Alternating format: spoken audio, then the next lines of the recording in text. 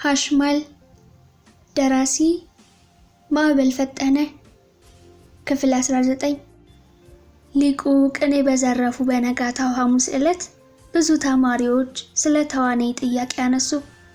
ሊቁ ፋሬስ በቅደም ተከተል መመለስ ጀመሩ። ለመሆኑ ተዋናይ ከሰው ዘር የተገኘ ነው? እኔ እኮ ከካለ ፍጥረት ወገን የተወለደ እንደሆነ ነው በስሜ የሰማሁት አለ አንድ እንደ ልቡ ቢጤ ያልተጠበቀ ተማሪ። ሊቁ ፋሬስ ይህንን ጥያቄ ሲሰሙ ወይ መድኃኒዓለ ወቸው ጉድ፣ ይህ ወሸከሬ ተማሪ ሁላ መጫወቻ አደረገኝ እኮ ብለው በከዘራቸው መሬቱን መቆርቆር ጀመሩ። ከዚያም መጀመሪያ ነገር ካለ ፍጥረት ከወዴት እንደመጡ የተብራራ መረጃ የለም። በእርግጥ በአንዳንድ የጥንት የሊቃውንት ድርሳናት አዳም ከመፈጠሩ በፊት ሌላም ፍጥረታት እንደነበሩ ይነገራል። በግዕዝ ቋንቋ ካለ ፍጥረት ይባላሉ። አባታቸው ረጅም ጢማም ነው። የሚኖረው ደግሞ ዋሻ ውስጥ እንደሆነ ተጽፏል። ቅድመ ፍጥረት ብዙ ዘመናት የነበረ ግሩም ፍጡር ነው ይሉታል። ጠጉራም ፊቱ ከዲያብሎስ እኩል ያስፈራል። ያለው ግርማ ሞገስ ከመልአከ ሞት ይከብዳል። ይህንንም ራዳኬ የሚባል የሀገራችን ፈላስፋ ወደ ዋሻ ገብቶ እንደጠየቀው በራዳኬ የጥበብ መጽሐፍ ተጽፎ ይገኛል ይላሉ አሉ። ስለ ካለ ፍጥረት ባለተሬ ሊቃውንት ሳሉ ከቅኔ ጋር በደንብ ሳይግባቡ ያነበቡትን የራዳኬን የጥበብ መጽሐፍ በመዋዕለ እርግናቸው ከአይምሯቸው እያሰሱ የሚያውቁትን ምስጢር ከስር ጀምሮ ለመተረክ ያ ሁሉ ተማሪ እንደገና በስሜት ተዋጠ። ሊቁ በተረካቸው ገሰገሱ። ቅዱስ ጳውሎስም በሰማይና በምድር እንዲሁም በከርሰ ምድር ያሉ ፍጥረታት ለእግዚአብሔር ይገዛሉ ሲል በፊልጵስዩስ መልእክቱ ጽፏል። ሊቃውንት ሲያብራሩ በምድር ታች ያላቸው ካለ ፍጥረት ናቸው ይላሉ። የካለ ፍጥረት ምስጢር ወደፊት ሊጠና የሚገባው ክፍል ነው። አንዳንድ ምሁራን ግን ተዋናይን ከካለ ፍጥረት ወገን የመጣ ልዩ ፍጡር አድርገው ሲተርኩ ሰማለሁ። ተዋናይ ከሰው ዘር የተፈጠረ የሰው ልጅ ነው።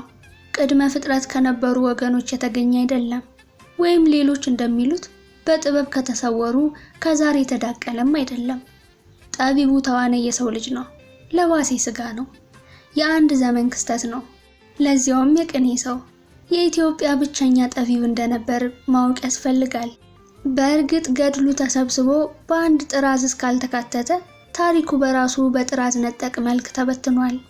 ስለ ሊቁ የሚነሱ ዝክረ ታሪኮች ምሉ በኩልህ አይደሉም። በአብዛኛው ወደ አፈ ታሪክነት ዘመም ይላሉ አሉ ሊቁ ዘመም ብለው ከወንበራቸው ግራ ጎን ወደ ቀኝ አቅጣጫ እየተደገፉ። ወገባቸው ትንሽ እንደመንቋቋት አለ። ዘወትር ተቀምጠው ሲያስተምሩ ስለሚውሉ ወገባቸው በትንሹም ቢሆን ተጎድቷል። ከዚያም በጣም ድንቅ የሚለው ደግሞ ምሁራኑ ሳይቀሩ ከዛር እንደተዳቀለ አድርገው ማውራታቸው ነው። እንዲህ አይነቶችን ሊቅ መሰል ምሁራን አዲክሙ ነአታንትሙ ሲል ሐዋርያው ጳውሎስ ባልበሰለ ቂጣ ይመስላቸዋል ብለው ምሁራኑን በቅኔ ቆሸሙ። ያ ሁሉ ተማሪ ፈገግ ብሎ ተመለከታቸው። እሳቸውን በተራቸው ተማሪዎቻቸውን ከጽንፍ እስከ ጽንፍ አንድ ጊዜ ቃኝተው ቀጠሉ። እውነቴን ነው እኮ እመቤቴን ነው የምላችሁ። ይህ ሐሳብ ብዙ ከተመራመረ ምሁር ይቅርና ፊደል ካልቆጠረ እንኳን የሚጠበቅ ጉዳይ አይደለም። እኛ ጎንጆች ለቅኔ ሙያ ያለንን ጥንቃቄ ያህል ለታሪክም ጥንቃቄ አለን። ተዋናይን ማወቅ ሌላ፣ መማር ሌላ ነው። ምሁራኑ በዚህ በኩል ታሪክ ይቅር የማይለውን ክርዳድ እየዘሩ ናቸው። ቡቃያውንም ደግሞ አንተ አመጣኸው ብለው ጥያቄውን ወደ አመጣው ተማሪ ሲመለከቱ ተማሪው እንደ ቀትር በግ ወደ መሬት አቀረቀረ። በል መልስ እንጂ እንዳመጣኸው ጨርሰው አሉ ሊቁ ወደ አቀረቀረው ተማሪ በከዘራቸው እየጠቆሙ። የኔታ ቅድም እንደገለጥሁት ከአልፎ ያጅ የሰማሁት ታሪክ እንጂ በቂ ማስረጃ የለኝም አለ በመፍራት ጭምር። እንዲህ አይነቱን ከንቱ ነገር ወፍ ዘራሽ እንለዋለን። እኔም በአንዳንድ ቦታ ስዘዋወር በጎንጅ ደብረ ጥበብ ውስጥ የማይታወቀውን የተዋናይን ታሪክ ወደ ተለያዩ ቦታዎች አበላሽተው የሚተርኩ ሰዎች ገጥመውኛል። ጠንቋይ እያሉ ስሙን ለማጥፋት ጭምር ይመስለኛል። ለሊቅነቱ የማይመጥን ስም ይሰጡታል። ተጽፎም አንብቤ ያውቃለሁ። ይህንን ሁሉ ያስወሻከተኝ በከንቱ አይደለም አሉ ሊቁ ብስጭት እንደ ማዕበል እየገፋቸው። ተማሪዎች ዝም አሉ። ከመምህር ጋር እኩል እንደ ጓደኛ መነጋገር የተማሪዎች ወግ አይደለምና ያ ሁሉ ተማሪ ወደ መሬት ማቀርቀሩን መረጠ። ከዚያም ከዚህ ሀገር ቅኔ ለመማር የመጣችሁ የቀለም ልጆቼ በሙሉ ስለ ተዋናይ አንዳንድ የተዛባ ታሪክ ልትሰሙ ትችላላችሁ።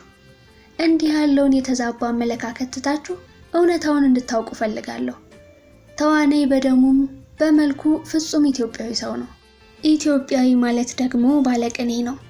ግዕዝን ከጠዋቱ ያጠናው ክፍል በግዕዝ ቋንቋ ከቅኔ ጋር ግብግብ ይገጥማል። በግዕዝ በኩል ሀገር በቀል ሊቃውንት ትልቁን ድርሻ ይወስዳሉ፣ ከቅኔው ማማ ላይ ይወጣሉ።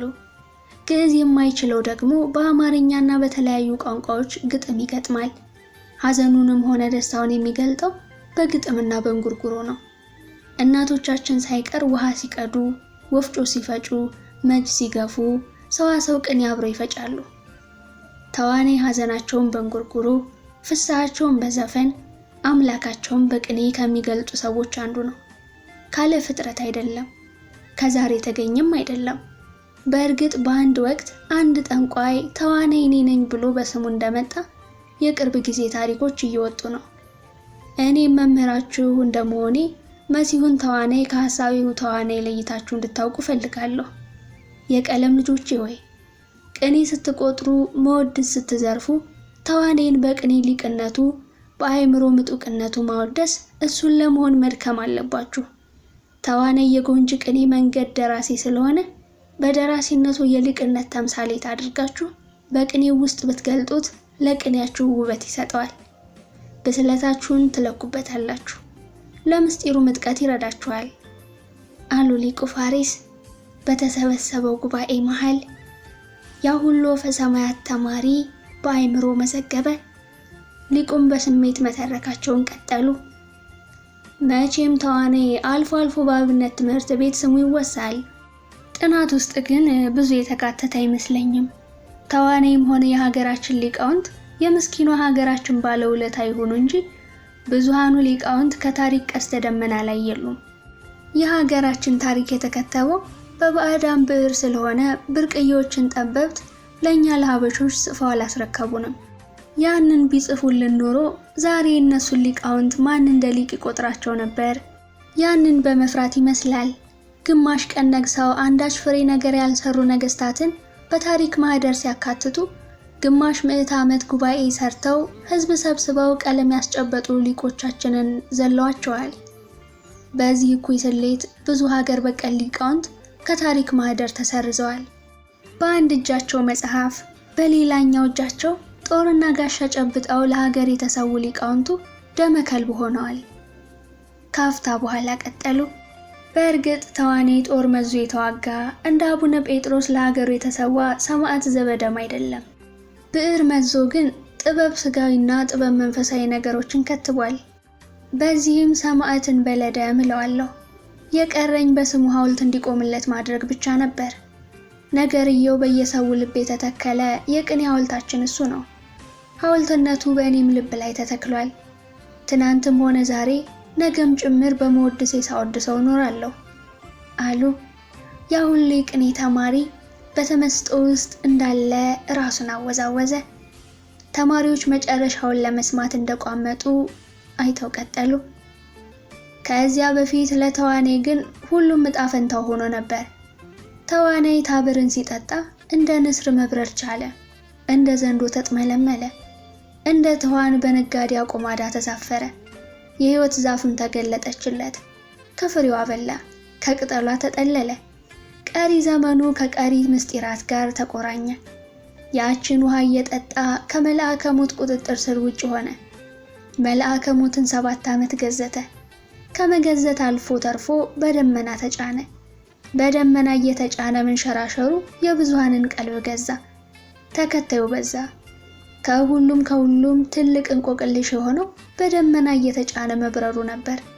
በጢስ ጥላ ሳይቀር እየተጠለለ ከቦታ ቦታ መንቀሳቀሱ ዓለምን ጉድ አሰኘ። ሀገር ምድሩ ተዋናይ እያለ አድናቆትን ቸረው። ነገስታቱ ወደ ቤተ መንግስት ሲጠሩት በደመና እየተሳፈረ በረረ። የሰለጠኑ ሀገር ጠቢባን ግዙፍ ሮብላ ሲፈላሰፉ የደመና ሮብላ ፈለሰፈ።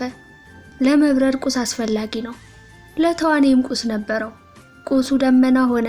ዓመታት አለፉ፣ ዘመናት ነጎዱ። ተዋኔ በጣና ይመስላል ደመና ተብሎ ለተዋኔ ተዘመረ። ጥቂት ቆይቶ የዓለም ጠቢባን በተዋኔ ጥበብ ላይ ምርምር ጀመሩ። ከዚያ በፊት ሰሎሞን ኢትዮጵያ ውስጥ የወርቅ ተራራ ነበረው በሚለው ታሪክ ሲደክሙ ሌላ ምስጢር ሰሙ። ለጠቢቡ ሰሎሞን ኢትዮጵያ ውስጥ የወርቅ ተራራ እንደነበረው ለተዋኔም ምስጢራዊት ደሴት አለችው ብሎ አመኑ። ያንን ለማሰስ ብዙ ጊዜ አንዱ ጦር ሰባቂ፣ ሌላው ሀገር ጠባቂ መስሎ ሲመጣ፣ መሰሪዎች ደግሞ ምስጢር ለመንጠቅ ተግተልትለው ወደ ሀገራችን ገቡ። የኢትዮጵያውያን ሊቃውንት እርስ በርሳቸው ጠንቋይ ተባብለው ጦርነት እንዲከፍቱ ሰበኩ። ሊቃውንቱ አንተ ሟርተኛ፣ አንተ አስማተኛ፣ አንተ ጠንቋይ እየተባባሉ ተወጋገዙ።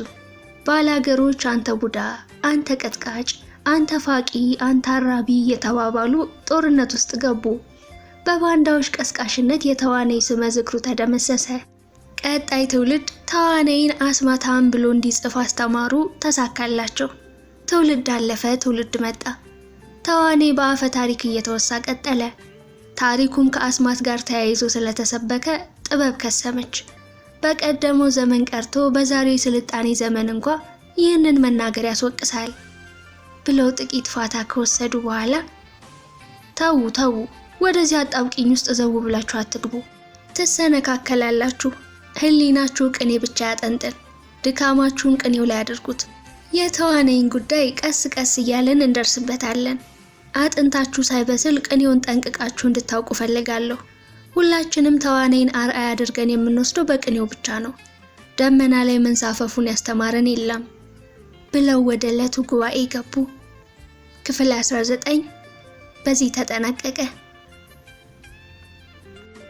ክፍል 20 ጎንደር ቀሃ ወንዝ። ከሌሊቱ 7 ሰዓት ቢሆንም ከመጽሐፉ የሚወጣው ቀያይ ብርሃን ቀሃ ላይ ይጥበረበር ያዘ። ጠቢቡ ሆረ ቀሃ ወንዝ እንደደረሱ አንዳንድ ጥያቄ መጠየቃቸው አልቀረም። ይህ መጽሐፍ በሕይወት ውሃና በታብር ውሃ እንደተጻፈ የነገሩኝ ገብቶኛል። ነገር ግን ከተዋኔና ከሊቁ ክፍሌ ዮሐንስ እንዲሁም ከደብተራው ግቾ መጽሐፍት ጋር ያያዙት ታሪክ ለውስጥ ያልተስማማውም አሉ ጠቢቡ ሆረ ድፍሩስን የቀሃ ወንዝ ቁልቁል እየተመለከቱ። እንዴት አሉ ሊቅ አስቆ መጽሐፉን ከትከሻቸው እያወረዱ። አስማት ጋር ንክኪ እንዳይኖረው ፈራው አሉ ጠቢቡ ሆረ። በአብዛኛው ነገረ አስማት ከድግምት ጋር ይዛመዳል። ይህ ግን በጭራሽ ከአስማት ጋር ተዛምዶ የለውም። እንዳልሁህ በኢትዮጵያ ቀለም የተጻፈ የጥበብ መጽሐፍ ነው። ቀለሙም የተቦካው በሁለቱ አፍላጋት ንጹህ ውሃ ነው፣ በታብርና በሕይወት ውሃ። መጽሐፉ የተጻፈው ከእኒህ በተፈጥሮ ከተገኙ ምንጮች ስለሆነ ከአስማት ጋር ሊያገናኝ የሚችል አንዳች ምስጢር የለም አሉ ሊቅ አስቆ መጽሐፉን ቀሃ ወንዝ ከንፈር ላይ እያሳረፉ። ከአስማት ጋር ንክኪ ያላቸው መጽሐፍት ለመብረቅ ያጋልጣሉ ይባላል። ጥያቄ ለምናልባት መብረቅ እንዳያስመታን ፈርቼ ነው አሉ ሆረ። ተውተው፣ እንዲያውም ራሱ መጽሐፉ መብረቅ ይከላከላል። የዓለም ጠበብት የመብረቅ መቃወሚያ የሰሩት በዚህ መጽሐፍ እየተመሩ ነው ይባላል ብለው ይልቁንስ ናያዝ አሉ መጽሐፉን ወደ ቀሃ ወንዝ ሊወረውሩ እያስተካከሉ። ከዚያም መጽሐፉን በጢሙ ደፍተው ወደ ቀሃ ከዘቀዘቁት በኋላ ጥቂት ማብራሪያ ጨመሩ። እንዳልሁ ይህ መጽሐፍ የሕይወት ውሃን የሚገልጥ መጽሐፍ ሲሆን ሌሎችን አንቅጥ ግን ያቃጥላቸዋል፣ ያነዳቸዋል። ሐሽማል የተባለውም ለዚህ ነው። ለምሳሌ መጽሐፉ ጣና ላይ በቀለሙ በኩል ቢጣል የጣና ውሃ ቡግ ብሎ ይነዳል ማለት አይደለም አሉ ሊቅ አስቆ ጣዕመ እርግና ባለው ድምጻቸው። ታዲያ አሉ ጠቢቡ ሆረ፣ ለምሳሌ አሁን መጽሐፉን በቀለሙ በኩል ቀሃ ወንዝ ላይ እንደፈዋለን። ቀሃ ከሕይወት ውሃ ጋር ንክኪ ካለው ውሃው ይነዳል። እንደ ቤንዚን ነዶ ሲያልቅ የሕይወት ውሃ ከስር ከአሸዋ ጋር ብቅ ትላለች። እሷን የጠጣ ገላውን ያስነካ ውሃዋን የተጎነጨ። ሊቅ አስቆ አፋቸው እንደተሳሰረ መጽሐፉን በቀለሙ በኩል ዘቅዝቀው ወደ ቀሃ ወንዝ ወረወሩት። ክፍል 20 በዚህ ተጠናቀቀ። ክፍል 21 የማለዳዋ ጀንበር በጎንጅ ደብረ ጥበብ ሰማይ ስር ትፍለቀለቃለች። ሁለቱ የቅኔ ዘራፊዎች ገሞራውና ታሪኩ ለመጀመሪያ ጊዜ ቅኔ ሊዘርፉ ከሊቁ ፊት ቆሙ። ሊቁ ፋሬስ ከትልቁ ዋርካ ስር ካለው አይናማ ድንጋይ ላይ ጉብ ብለው ጥቂት የህሊና ረፍት ከወሰዱ በኋላ በሉ ላሳርግና ጉባኤው ይጀመር አሉ። ተማሪዎች እንደ ሽመላ ሞራ ግር ብለው ለጸሎት ተነሱ። በሰላም ያሳደረ ጌታ በሰላም ያውለን ብለው ማሳረግ ጀመሩ። በሰላም ያሳደረ በሰላም ያውለን፣ ትንቢቱን ለነቢያት፣ ስብከቱን ለሐዋርያት፣ ምስጢሩን ለሊቃውንት፣ ቅኔውን ለተዋናይ የገለጠ አምላክ ይግለጥልን፣ ይቀበል ያሳርገው እንበል አቡነ ዘበሰማያት ብለው ሲያሳርጉ ሁሉም ተኩተመተመ። ጸሎቱ እንዳበቃ የአርቡ ጉባኤ ተጀመረ። ከጸሎቱ መልስ ሜዳውን የሞላው ተማሪ ህሊናው ወደ ቅኔ ሆነ። ከሊቁ ፊት ለፊት የቆሙት ሁለቱ ኃያላን የቅኔ ዘራፊዎች ከአንገታቸው ቀለስ ከጉልበታቸው ለስ ብለው አቡነ ዘበሰማያት ሲጸልዩ በሙሉ ልባቸው አልነበረም። ልባቸው ከመወድሱ ጋር ነበርና ጸሎቱን እንደ ነገሩ ነካክተው ታለፉ። ምላሳቸውን ማንቀሳቀሳቸው ግን አልቀረም። አቡነ ዘበሰማያት ይትቀደስ ስምከ ትምጻእ መንግሥትከ ወይኩን ፈቃድከ። አጭሩ ጸሎት እንዳለቀ እግዚኦ መሐረነ ክርስቶስ ተከተለ። በእንተ ማርያም መሐረነ ክርስቶስ ተጸለየ። ጸሎቱ እንዳበቃ ላለፈው ስርየት ይስጠን፣ ለሚመጣው ደግሞ እርሱ ይጠብቀን ብለው እግዚአብሔር ይፍታ አሉ ሊቁ ፋሬስ። ያሁላ ተማሪ ሊቁንም ቧለሌ ተጠምጥሞ ተቀመጠ። ከዚያም ሊቁ በደንብ ተመቻችተው ተቀመጡና አንገታቸውን ቀና አድርገው በሉ ጀምሩ፣ ማን ነበር ባለተራ? እስኪ በሉ ጀምሩ አሉ። ከፊታቸው ከተደረደሩት ተማሪዎች መሃል ወደ ሁለቱ የቅኔ ዘራፊዎች በአይናቸው እየተመለከቱ፣ ገሞራውና ታሪኩ በእንግዳ ልማድ ራቅ ብለው ተቀምጠዋል። እግረ መንገዱንም ቅኔ ዘራፊነታቸውን ለመግለጥ ነው። በቅኔ ቤት ወግ ቅኔ ዘራፊው ከመምህሩ ራቅ ብሎ ቆሞ ነው ቅኔውን የሚያወርደው። ከቅኔው እኩል ዘራፊው ተማሪ ወኔውን የሚገልጠው ርቆ ቆሞ በመንገር ነው።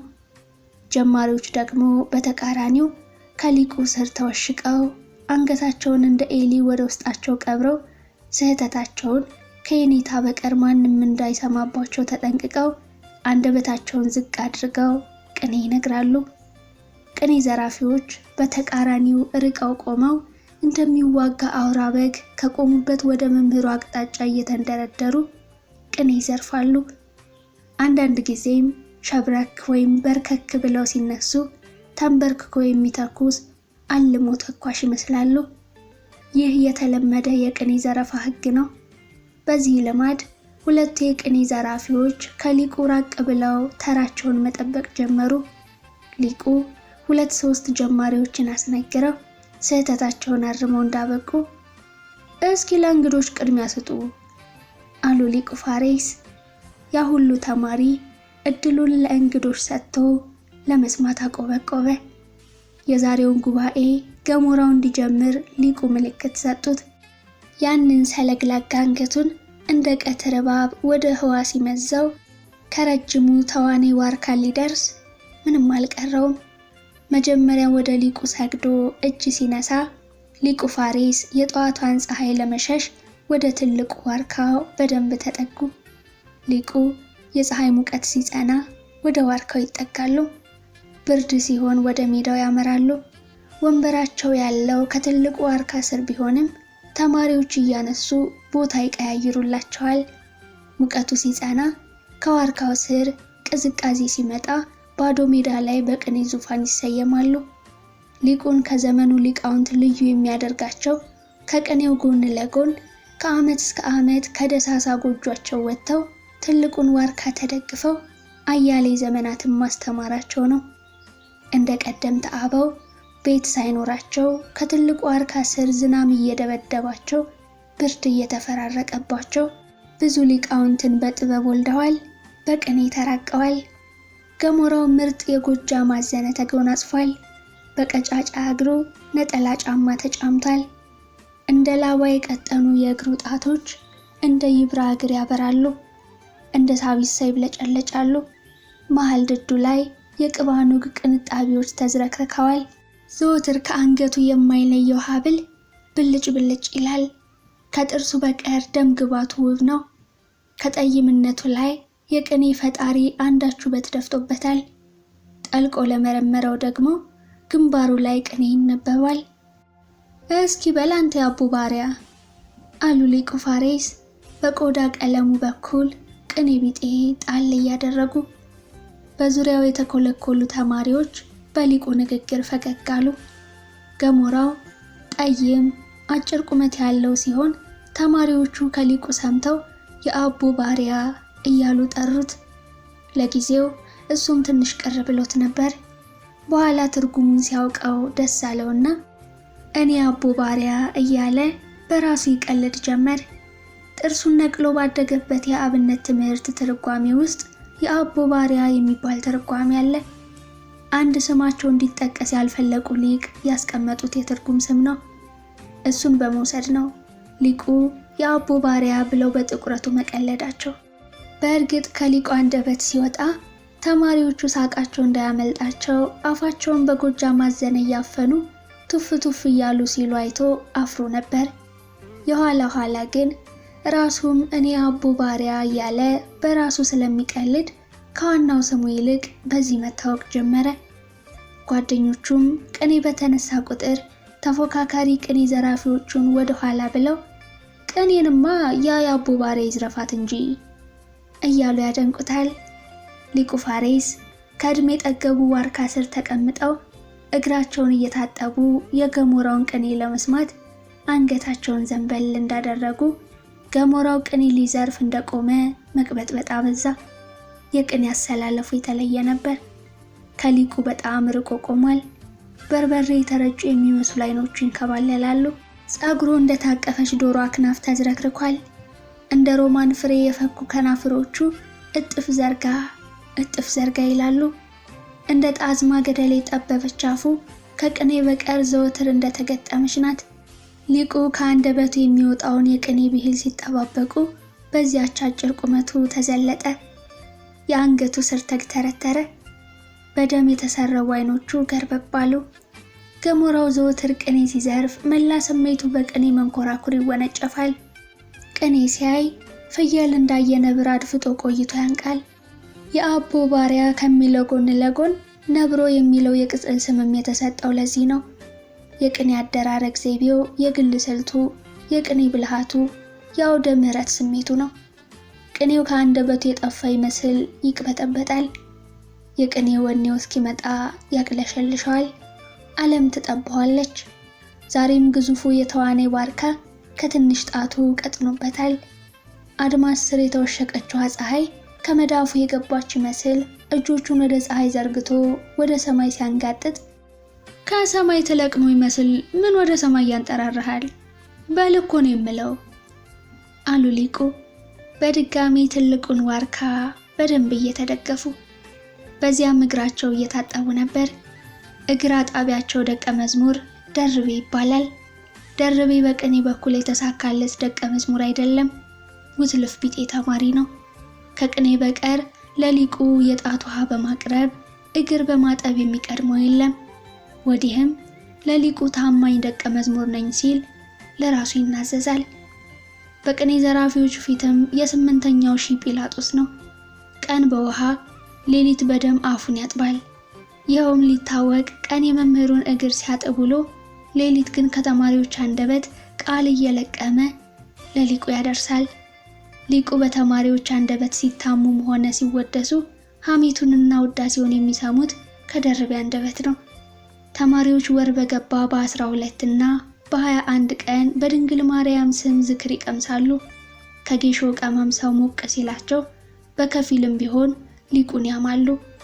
ሐሜቱም ያው የተለመደው ነው። አንዱ ታብርን ካልጠጡ ቅኔ አይመጣላቸውም ሲል፣ ሌላው የሞቀው ደግሞ ልዩ እዝ ካልታጠኑ አንዲት ጉባኤ ቃና በ3 ቀን ታግለው አይዘርፉም ይላል። ደርቤ ይህን ሐሜታ እንደወረደ ለሊቁ ያደርሳል። ሌላ ጊዜ ደግሞ ሊቁን ያወድሳል። አራት አይናው ሊቅ፣ ፋና ወጊ ምሁር፣ የተዋናይ ልጅ እያሉ ያወድሷቸዋል። ደርቤ ይህንንም እንደወረደ ለሊቁ ጆሮ ያደርሳል። የደርቤ ስራ ይህች ናት። በቅኔ በኩል ግን አይታማም፣ የለበትም። ገሞራው አዲስ ነገር በኢትዮጵያ ተግህደ ብሎ ከጀመረ በኋላ ይህንን ትቶ ሌላ ሲጀምር የመጀመሪያውን ዝለቀው፣ ምን ጫንቃው እንዳልጠና ወይፈን ትቅመደመዳለህ አሉ ሊቁ ፋሪስ። እሺ ምን ገዶኝ ብሎ የሊቁን ቃል ተቀብሎ አዲስ ነገር በኢትዮጵያ ተግህደ ካልዕ ፍጥረት ይትባረክ እስመ ዳግመ ተወልደ ብሎ በዚያው ቀጠለ። ተወልደ ላይ ሲደርስ ንባቡን ለማሳመር ከናፍሮቹን ግጥም ጉሮሮውን እንቅ አድርጎ አነበበው። ፈጣኑ ታሪኩ የመጨረሻውን ቤት መድፍ ያነጠቀው። ታሪኩ የሌላውን ቅኔ በመንጠቅ በኩል የተመሰከረለት ሊቅ ነው። ከሊቃውንት አንደበት የተወረወረ ቅኔ ለመንጠቅ የሚቀድመው የለም። በዚህም መክስተ ነጠቃ እንዳለው ይጠረጠራል። እስኪ ሰምና ወርቁን አምጣው አሉ ሊቁ ፋሪስ ገሞራውን እየተመለከቱ። በቅኔ ቤት ሕግ ቅኔው ከባድ ሲሆን ተርጉመው ይባላል።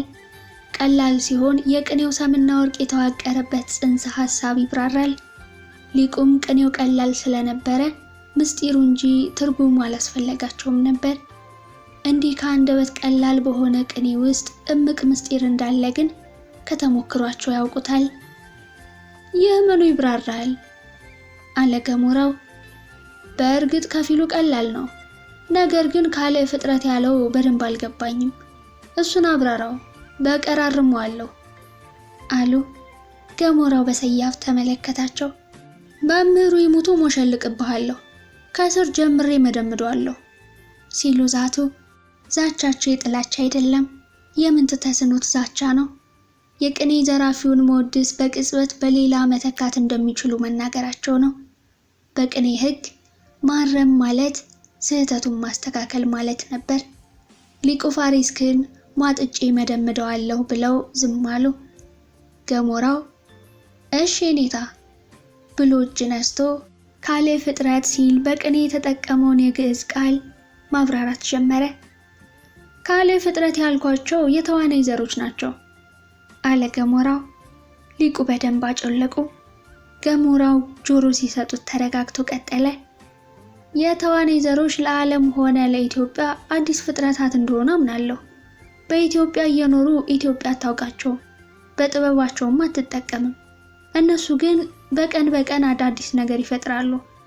እውነታውን ማረጋገጥ ይጠይቃል እንጂ እንደ ወሬውማ በደመና ይጫናሉ፣ በነፋስ ይበራሉ፣ በጢስ ይነጠቃሉ ይባላል። ጢሱን እንደ መሰላል እየረገጡ ወደ ላይ ይምዘገዘጋሉም ብለው አጋነው የሚያወሩም አልጠፉም። አፈ ታሪኩ አማናዊ ከሆነ እኒህን በመሰሉ ጥበባት የተዋናይ ዘሮች ከተራው ሰው ይለያሉ፣ ሌላ አዲስ ፍጥረት ናቸው። እኔም በቅኔ ካልዕ ፍጥረት ያልኋቸው እኒህን ጠቢባንን ነው አለ ገሞራው። ያው ከሰዋሰው አንጻርም ቢሆን ካልዕ ማለት ልዩ ማለት እንደሆነ ግልጽ ነው። የተዋናይ ዘሮች ልዩ ልዩ ናቸው። ለምን ቢሉ አለ ገሞራው ማዶ ማዶውን ወደ ምስራቅ እየተመለከተ። ለምን ቢሉ ቀዳማዊ ምኒልክ ከአባቱ ከሰሎሞን ንግስናን ተቀብሎ ወደ ኢትዮጵያ ሲገባ ቅብአ መንግስቱን ለንግስና፣ ቅብአ ክህነቱን ለክህነት፣ ቅብአ ጥበቡን ለጥበብ ተቀብቶ ወደ ሀገራችን መምጣቱ ግልጥ ነው። ቀዳማዊ ምኒልክ ወደ ኢትዮጵያ ሊመጣ ሳምንታት ሲቀሩት ጠቢቡ ሰሎሞን በግዮን ወንዝ አቅራቢያ አዋጅ አስነገረ። ነጋሪት አስጎሰመ፣ ህዝብ ሰበሰበ። አዋጅ ነጋሪው እየዞረ ከተማውን ለፈፈ። አዋጅ አዋጅ! እኔ ንጉሠ ነገሥት ሰሎሞን ልጄ ምኒልክን ወደ ኢትዮጵያ ልካለሁ፣ በዚያም ይነግሳል። የበኩር ልጄን ከጉያ አውጥቼ ከቅድስቱ ሀገር ኢየሩሳሌም ከተማ ወደ ቅድስቱ ሀገር ኢትዮጵያ አሰናብቼ ስሰደው ብቻውን መሄድ የለበትም። እኔ የበኩር ልጄን ለኢትዮጵያ እንደሰጠው እናንተም የበኩር ልጆቻችሁን ስጡ ብሎ አዋጅ አስነገረ። ነጋሪት አስጎሰመ። ያን ጊዜ ወደ ሀገራችን 3 ነገዶች ገብተዋል አለ ገሞራው። ከዚያስ አሉ ሊቁ እየተቅበጠበጡ። መጀመሪያው ነገድ ነገደ ምኒልክ ተብሏል። የንጉሥ ዳዊት ቤተሰቦች የሰሎሞን ወንድሞች ናቸው። ሁለተኛው ነገድ ደግሞ ነገደ ዛጉዌ ይባላል። የምኒልክ ወንድም የዛጉዌ አጃቢዎች ናቸው። ሶስተኛው ነገድ ነገደ ሄት ይባላል። የሰሎሞን ወንድም የአምኖን ዘሮች ናቸው። ቀዳማዊ ምኒልክ በእኒህ በሶስቱ ነገድ ታጅቦ ታቦተ ጽዮንን ለካህናት አሸክሞ ኤርትራ ደረሰ። ኤርትራ እንደገቡ በሀገራቸው ልማድ በመጽሐፍ ቅዱስ ትእዛዝ መሰረት ኢትዮጵያን በርስት ተካፈሉ። ርስት ወደ ሀገራችን የመጣ ያን ጊዜ ነው። ጥንቱ ግን የኢየሩሳሌም ስሪት ነበር። እናም ኤርትራ እንደገቡ ኢትዮጵያን ከሶስት ከፍለው የረዘመውን በገመድ ያጠረውን በድግር ተካፈሏት። ድግር ያልኩት በአይነ ገመድ ማለቴ ነው። በዚህ መሰረት ከኤርትራ ተነስቶ በአፋር በኩል አልፎ ግራግራው ለዛጉዌ ተሰጠ። ከኤርትራ ተነስቶ ጎንደርን ጠቅልሎ መሃሉ ለቀዳማዊ ምኒልክ ዕጣ ፈንታ ጽዋ ተርታ ሆነ። ስርወ መንግስት አክሱም ተጀመረ። ሌሎች ደግሞ ቀስ በቀስ ከንግስናው ተቃመሱ። ሶስተኛው ክፍል ነገደ ሄት ይባላል። ሄት ማለት ሕያው ማለት ነው። ነገደ ሄት ማለትም ነገደ ሕያዋን እንደማለት ነው። እንደሚያውቁት ሄት ብሂል ሕያው እግዚአብሔር ተብሎ በዳዊት መዝሙር ታሪካቸው ተጽፏል። ስለዚህ ዳዊት በትንቢቱ ነገደ ሄት በሕይወት የሚኖሩ መልአከ ሞትን አውግዘው የሚይዙ ናቸው ብሏል። በግሌ ተዋናይ መልአከ ሞትን ያወገዘው ከእኒህ ጠቢባን ወገን ስለሆነ ወይም አብሮ በመኖር ይመስለኛል አለ ገሞራው። ጨረስህ? አሉ ሊቁ በአንክሮ ሲሰሙ ቆይተው። ይቀረኛል ብሎ ቀጠለ ገሞራው።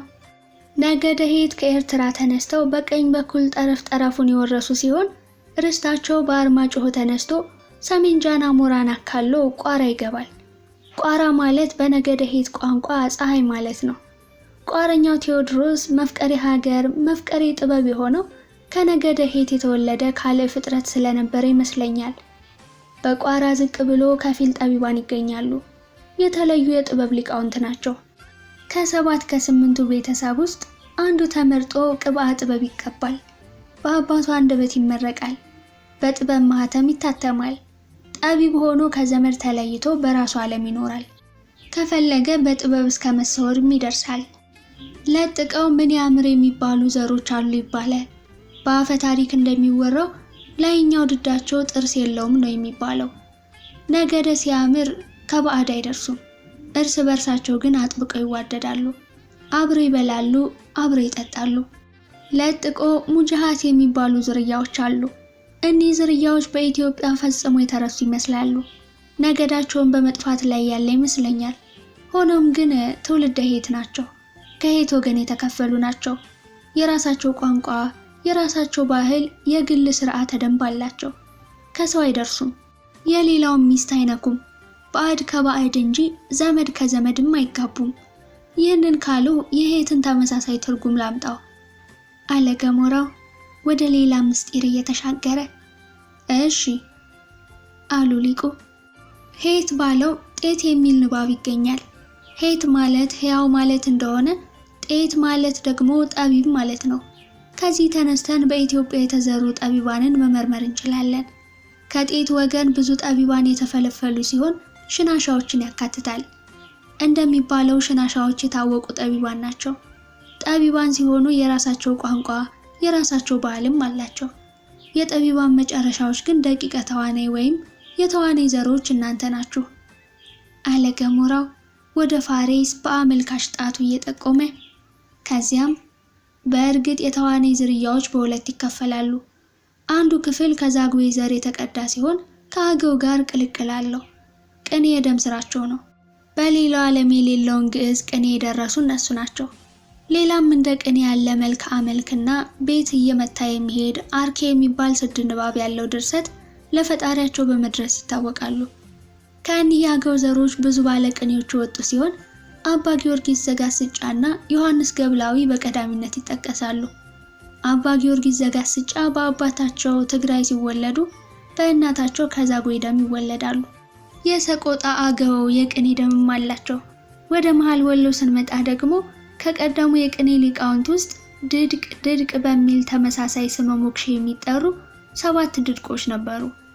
የቅኔ ሊቃውንት ናቸው። በትልቋ ምድር በወሎ ውስጥ ተፈጥረዋል። ድርቅ መባላቸው ፍቅራቸውንና መከባበራቸውን ወዲህም ናፍቆታቸውን ይገልጣል።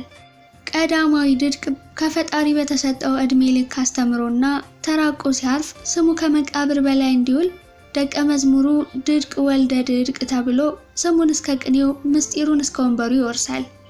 ወደ ቅርቡ ዘመን ስንመጣ ደግሞ ባለቅኔው የተጠምቆ ደቀ መዝሙር ሰረገላ ብርሃን ነበሩ። ከተዋናይ ዘር የተቀዱ የሰቆጣ ባለቅኔ ናቸው። ይህ ሐረገ ትውልድ ግን እናንተን ጎንጆችን አያካትትም አለ ገሞራው። ሊቁ ፋሬስ ከዚህ ቀድሞ ያልሰሙትን ታሪክ እየሰሙ ቁጭ ብለዋል። ገሞራው ግን እንደቀጠለ ነው። በአንገቱ ላይ ያሰራትን ሐብል በጣቶቹ እያፍተለተለ ትረካውን ቀጠለ። ሁለተኛው የጠቢቡ ተዋናይ ዘሮች ደግሞ በስዋሪ ይኖራሉ ይባላል። እንደ ባለቅኔው ተዋናይ በደመና ይጫናሉ፣ በጢስ ጥላ ስር ይሰወራሉ ይባላል። ከእኒህ ጠበብት የዘር ሐረግ ያለው አባታችሁ ተዋናይ ግሩም ፍጡር ነው። በደመና የመጫን ኃይል ነበረው፣ በጢስ የመትነን ጥበብም ነበረው። ያንንም በተለያየ ጊዜ አሳይቷል አሉ። በእርግጥ ሊቃውንቱ በተዋናይ ነገረ ጥበብ ላይ ብዙ መላምት አላቸው። ጋኔን ሳቢ፣ ስርማሽ፣ ቅጠል በጣሽ ይመስላቸዋል። ያ ግን አይደለም። ዘር ሐረጉ ዳዊት፣ ሄት፣ ጤት እያለ በትንቢት ከመሰከራላቸው ሕያዋንና ጠቢባን የተፈነጠቀ ይመስለኛል። እንደሚያውቁት ሄት ማለት ሕያው ማለት ነው። ተዋናይ መልአከ ሞትን ገዝቶ 7 ዓመት ሕያው ሆኖ የኖረው ከነገደ ሄት በመገኘቱ ነው። ጤት ማለት ደግሞ ጠቢብ ማለት ነው። ተዋናይ በረቂቅ ጥበቡ ደመናን እስከ መግዛት የደረሰው በእኒህ በነገደ ጤት ጥበብ ይመስለኛል። ከእርሶ ባላውቅም ከነገደ ጤት የተወለዱ ጥበብ ስጋዊ ወመንፈሳዊ ተሰጥቷቸዋል ይባላል። በእልፍ ከሚቆጠሩ ጥበባት መካከል ለተዋናይ 6ቱ ተገልጠውለት ነበር የሚለው ታሪክ በራሱ ክሹፍ ታሪክ ይመስላል። በግሌ ከነገደ ጤት ሲወርድ ሲወራረድ የመጣው ምሉእ ጥበብ እንጂ ጥበባቱ 6 ብቻ እንዳልነበሩ አምናለሁ። ነገር ግን 6ቱን ገቢራዊ አድርጎ ቀሪዎቹ ላይ ተመራምሮባቸዋል። መላ ዕድሜውን በእኒህ ረቂቃን ጥበባት ላይ ሲፈላሰፍ በመንፈሳዊ ጥበብ እንጂ በስጋዊ ጥበብ እንዳይጠቀም እመቤታችን ከልክለዋለች በሚለው ታሪክ ውስጥ ማማለሁ አለ ገሞራው በረሃብ የተወጋ ሆዱን በእጁ ጨብጦ። አሉ ሊቁ ፋሪስ በተደሞ። እናም የኔታ በቅኔ ውስጥ ካልዕ ፍጥረት ያልሁት ባለቅኔው ተዋናይን ነው። ለምን ቢሉ ካልዕ ማለት ልዩ ማለት ሲሆን የተዋናይ ዘሮች በኢትዮጵያ ውስጥ እንደ ካልዕ ፍጥረት ይቆጠራሉ። ጥበባቸው ጥንታዊ፣ ያውም በዳዊት ትንቢት የተነገረ፣ በምስጢር የተሞሸረ፣ ከፈጣሪ የተሰጣቸው ሲሆን አስማተኛ ወይም ስርማሽ የሚል እርጉም ስም ወርሰው በድሮ ዘመን ከማህበረሰቡ ተገለው ከሰው ባዳ በገዛ ሀገራቸው እንግዳ ሆነው መኖራቸውን ለመግለጥ ነው አለ ገሞራው የቅኔውን ጭብጥ ሲያብራራ። ዘይገርም ምስጢር ነው፣ ለእኔም ብዙ ነገር ገለጥክልኝ አሉ ሊቁ እየተቁነጠነጡ። ቀጥለው በቅኔ ውስጥ ትንሽ የታሪክ ግድፈት ያለበት ይመስለኛል አሉ። ምኑ ላይ? ገሞራው በአይምሮ ቅኔውን ድጋሚ እያሰላሰለ። ስለ ጥበብና ጠቢብነት ባነሳው ውስጥ ነው አሉ ሊቁ። እንዴት? አለ ገሞራው። ምን መሰለህ፣ ምርምርህ ከአንድ ባለቅኔ የሚጠበቅ ምርምር ቢሆንም የዘመን ተፋልሶ ያጋጠመው ይመስለኛል። ያም ማለት ጠቢቡ ሰሎሞን ልጁን ቀዳማዊ ምኒልክን ወደ ሀገራችን ከመላኩ ቀደም ብሎ ኢትዮጵያ የጠቢባን ሀገር ነበረች። ዓለም በጥፋት ውሃ አልቆ ኖህ ከመርከብ ከወጣ በኋላ መላው ዓለምን ለሶስቱ ልጆቹ አከፍሏቸዋል። ቀኝ ቀኙን ለያፌት፣ ግራ ግራውን ለካም፣ መሃሉን ለሴም አድሏቸዋል። ግራው ክፍል ምድረ አፍሪካ ሲሆን አፍሪካውያን ጠቢባንን አስገኝቷል። አፌር የሚባለውን በአፋር ብቻ የሚገኘውን ወርቅ ከከርሰ ምድር ማውጣት ለዓለም ያስተማሩ እኒህ ጠቢባን ናቸው። ይህንን ከታሪክ ተመራማሪዎች ጠይቅ፣ አሳምረው ይነግሩሃል። ቅድመ ምኒልክ ቀዳማዊ እኒህ ጠቢባን በሀገራችን ውስጥ ነበሩ፣ ዛሬም አሉ። ሀገራችንም እንደ ዛሬው የጠገራ ሳንቲም አይነት ቅርጽ አልነበራትም። ሰፊ ሀገር ነበረች። በሰሜን ከግብፅ፣ በምዕራብ ከኒል አባይ፣ በምስራቅ ከአረብ ልሳነ ምድር፣ በደቡብ ከህንድ ውቅያኖስ ትዋሰን ነበር። ወሰኗ ያ ነበር። ወደ ፍሬ ነገሩ ስንመጣ ተዋናይ ከኒህ ዘሮች በአንዱ መወለዱን እናውቃለን። በእርግጥ እየቆየ የአንዱ ነገድ ከሌላው ነገድ ጋር እየተዋለደ ስለሄደ የዘር የቀለምና የደም ትስስር ተፈጥሯል። ስለዚህ ተዋናይ በኋላ ከኢየሩሳሌም ከመጡ ከነገደ ሄትና ቅድመ ሚኒሊክ ከነበሩ ጠቢባን የተወለደ ሊቅ ነው ብዬ አምናለሁ። እርግጠኛ ግን አይደለሁም። ሊሆንም ላይሆንም ይችላል። ከማንም ይወለድ ከየትም ይምጣ ተዋናይ የሀገራችን የቅኔ ደራሲ በመሆኑ ኩራት ይሰማኛል። ፍልሱፍ ጠቢብ በመሆኑም ያፈላስፈኛል። ታሪኩንም ሆነ ቅኔውን ከሞላ ጎደል ተቀብያለሁ ብለው ትንሽ ሀተታ ወርውረው በጣም ተነፈሱ። ከዚያም በል ቅኔውን ድጋሚ መልሰው አሉ። ገሞራው ሊቁን በደንብ አዳምጦ ወደ ቅኔው ተመለሰ። በል ለዛሬው ሌላ በል፣ በነገው የቅኔ ዘረፋ ደግሞ እንደ ዛሬው አዲስ ነገር ይዘህ እንድትመጣ። እንዲህ አይነት በጥባጭ ቅኔ ደስ ይለኛል። የተለመደውን እያመጡ መሬት እስክትሰነጠቅ ድረስ ያዙ ይልቀቁኝ እያሉ በማይረባ ቅኔ መንበቅበቅ የጎንጆች የነ እቡይ ካሳ የነ ተዋናይ የቅኔ መንገድ አይደለም። ከነ ተዋናይ ሲወርድ ሲወራረድ የመጣው ሙያው ጠራ ያለ ቅኔው ረቂቅ ነው። እነ ተዋናይ በቅኔያቸው ረቂቅነት እንጂ በመፎከር አይታወቁም። ወዲህም ቅኔ ከንባቡ እስከ ምስጢሩ የተለቀመ ስንዴ መምሰል አለበት። በል አንድ ጊዜ አልብሰው፣ ቃልህን ጎላ አድርገህ አንብበው አሉ በተለመደው የቅኔ ሕግ። ገሞራው እጅ ነስቶ ከወገቡ ተዘልጦ ያችን ቅኔ በሚያስገመግም ድምፁ ሰለቃት። ሊቁ ፋሬስ ዘአምላኬ ጨምረህ ቁጠር ብለው ከአንዱ የቅኔ ክፍል ወደ ሌላኛው ከፍ ወዳለው ክፍል አሸጋገሩት። ገሞራው እጅ ነስቶ ሲሰናበት ደርቤ እግራቸውን አጥቦ ጨርሶ በጢስ እንደታፈነች ጃርት ሲቁለጨለጭ ነበር። ገሞራው በመምህሩ አንደበት ከፍ ወዳለው የቅኔ ክፍል ሲሸጋገር ሰምቶ ደርቤን ቅንዓት አቃጠለው። እንዲያም ሆኖ ለደርቤ ቅኔ የሚባል ነገር ያው ተሳክቶለት አያውቅም። ቅኔ ሲቆጠር እንቅልፍ ይጠምደዋል። ግስ ሲያጠና ጁበራ ትዝ ይለዋል። ከእርሱ ሲጠግብ ከሌሎች ጋር ትግል ይገጥማል። በቀር የደርቤ ዕጣ ፈንታ ጁበራ ነው። በጁበራው ግን የሚስተካከለው የለም። ጎንጂ ቅኔ ለመማር ከመግባቱ በፊት ብዙ ቅኔ ቤቶችን የጎበኘ ሲሆን በሄደበት ሁሉ የሚታወቀው ደግሞ መንደር እያካለለ በመለመን ነው። በተለይ ባህር ዳር ቅኔ ቤት ሳለ በየሰፈሩ እየዞረ ቁራሽ ይለምናል። ከተረፈው ኮቸሮ ሽጦ ሸንኮራ አገዳ ይገዛል። አገዳውን ይዞ ወደ ማታ ጣና ዳር ቁጭ ብሎ ሸንኮራ አገዳውን እየመጠጠ በጣና ላይ ያፈጣል። ከበእንተ ማርያም መልስ ጣና ዳር ቁጭ ማለት የተለመደ ስራው ቢሆንም ከቀፈፋ በቀር ቅኔ ጠላቱ ነው።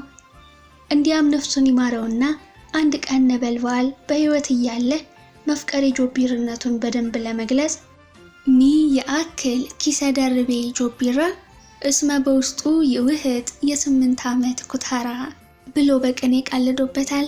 ትርጉሙም የዚያ የጆቢራ የደርቤ ኪሱ የ8 ዓመት ልጅ ይውጣል በከርሱ የሚል ፍርንዱስ ብጤ ቅኔ መሆኑ ነው። ከዚያም በልበል አንተን ደግሞ እንስማ አሉ ሊቁ ገሞራው እንደጨረሰ ወደ ታሪኩ እየጠቆሙ። ታሪኩ ቅኔውን ሊወቃው ትከሻውን ሰበቀ። ገሞራው ከታሪኩ አንደበት የሚዘርሙ ቅኔዎችን ለመስማት ከትልቁ ከተዋናይ ዋርካ ስር ተንሸራቶ ተቀመጠ። ታሪኩስ ምን ያመጣ ይሆን? ክፍል 21 በዚህ ተጠናቀቀ። ክፍል 22 መወድስ መዘራረፉ ቀጥሏል። ገሞራው በተዋናይ ዙሪያ የሚያጠነጥን ቅኔ እየዘረፈ ሲነግር ቆይቶ እንዳበቃ ተራው ለታሪኩ ሆነ። ሊቁ ፋሬስ ገጻቸውን አንድ ጊዜ ኮስተር ሌላ ጊዜ ፈታ እያደረጉ የተሳሳተውን ያርማሉ። የገጽ መኮሳተሩን ያመጡት ከቅርብ ጊዜ ወዲህ ነው። በዚህም ላይ ገጻቸው ላይ የጥላሸት ምልክት ይታያል። ከዓመታት በፊት ገጻቸው እንደ አጥቢያ ኮከብ የጠራ ነበር። የፊት ጥላሸትና መኮሳተር ያመጡት ከቅርብ ጊዜ ጀምሮ ነው። በቀለም ልጃቸው በነበልባል ሞት የደረሰባቸው ከባድ ሐዘን ገጻቸው ላይ የመኮሳተርና የጥላሸት ድባብ ጥሎባቸው አለፈ። ጥላሸቱን በባህላዊ መድኃኒት መንግለው ሲጥሉት ውስጣዊ መኮሳተሩ ግን ከገጻቸው ላይ አልጠፋም። የቀለም ልጃቸው ነበልባል በትክክል ሊቁን መተካት የሚችል ሊቅ ሲሆን እስከ መወድሱ አፈር ሲበላው የሊቁን ፊት ደግሞ ሐዘን በላው። ሊቁም ቁጭቱ አልወጣላቸው ብሎ ገጻቸው በለዘ። ቁጭታቸውን በጣም ያናረው ደግሞ መሞቱ ሳይሆን ከታችና ከላይ ገለባ ተደርጎ እንደ ድንች በእሳት መጠበሱ ነበር። በጥይት ወይም በድንጋይ ተወግሮ ቢሞት ኖሮ ትካዜያቸውን ቀለል ያደርገው ነበር። በወጥመድ እንደተያዘች ጃርት በጢስ ታፍኖ መሰናበቱ ውስጣቸውን አሳረረው። የቀለም ልጃቸው ነበልባል ከሞተ በኋላ ገጻቸው እንደተቋጠረ ቀረ። መክረው ዘክረው ሌላውን ማረጋጋት የሚችሉት ሊቅ መካሪ ዘካሪ ቢመክራቸው ቢዘክራቸው ሐዘኑን ቶሎ መርሳት ተስኗቸው በአያሌው ተቸግረው ከራረሙ። የልጅ ሞት ከሆድ ውስጥ ይበቅል አይነት ሆኖባቸው ለዓመታት ቢቸገሩም እነሆ አሁን ትንሽ ተረጋግተው በከፊል ሌሎችን ተማሪዎች ወደ ማስተማሩ ተመልሰዋል።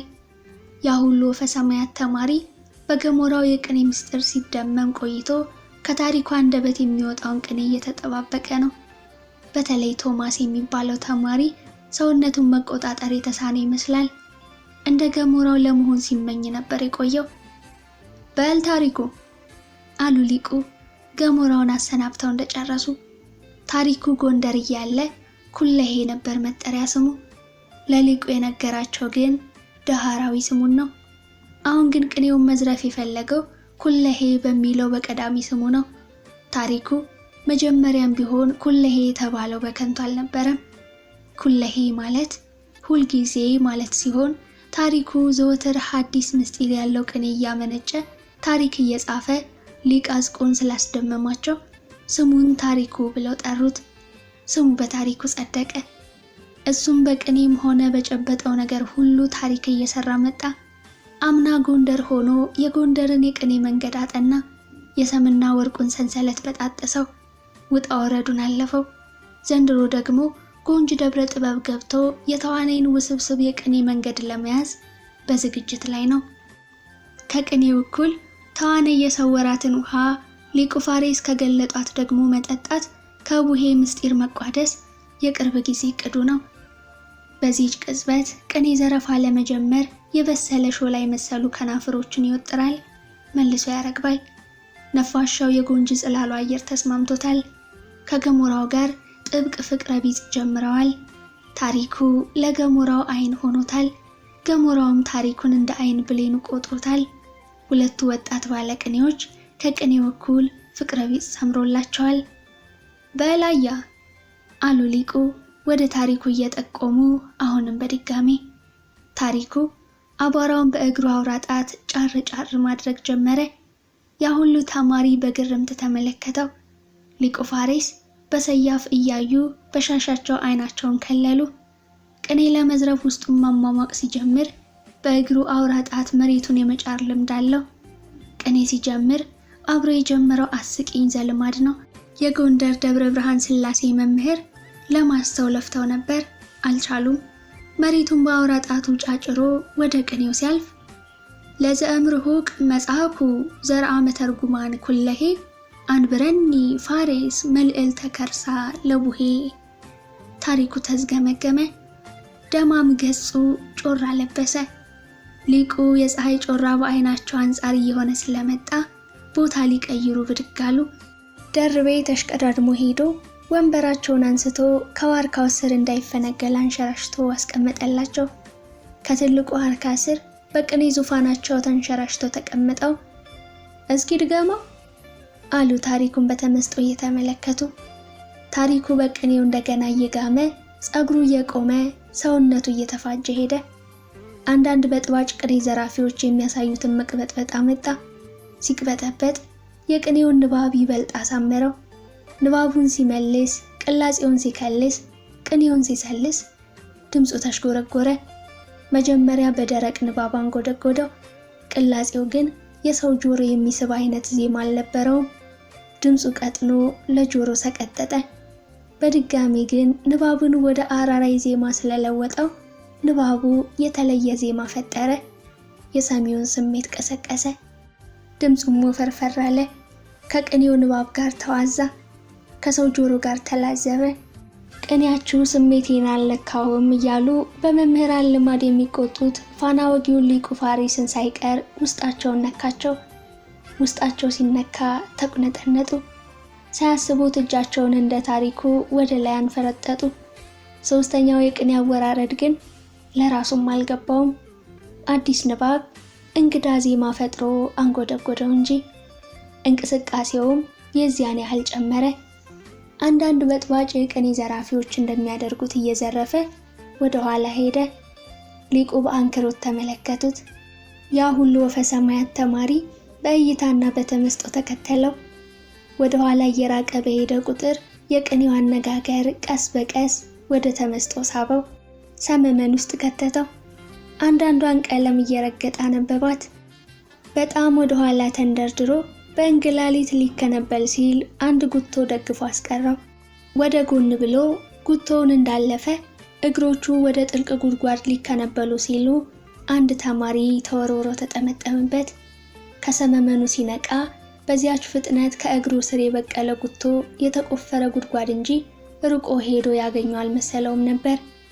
አይምሮ ከቅኔ ጋር ስለነበር ሰውነቱን መቆጣጠር እንደተሳነው ያስታውቃል። ጉቶ ሲያደናቅፈው አይኑን ወደ ሊቁ መለሰው። ከስሜቱ ባኖ በመወድስ እሳት የነደደ ሰውነቱን ፈተሸ። ጉቶ ከሊቁ አቅጣጫ በብዙ ሜትር መራቁን ነገረው። እንደገና እየዘረፈ ከጉቶው ወደ ዋርካው ከኋላው ወደፊት መምጣት ጀመረ።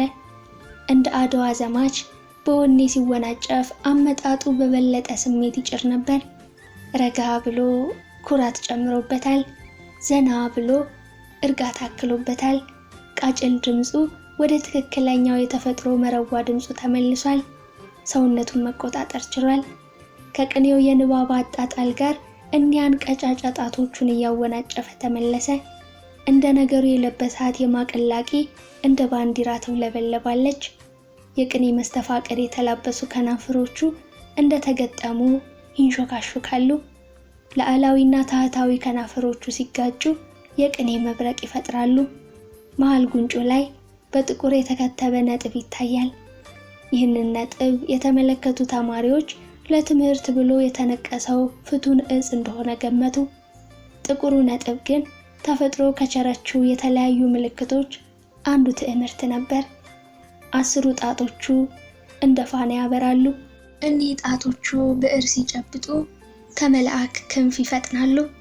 ጎንደር ሳለ በእኒህ ቀጫጫ ጣቶቹ ምርጥ ታሪክ ከሊቅ አስቆ እየጠየቀ በቁም ጽሑፍ ጽፎባቸዋል።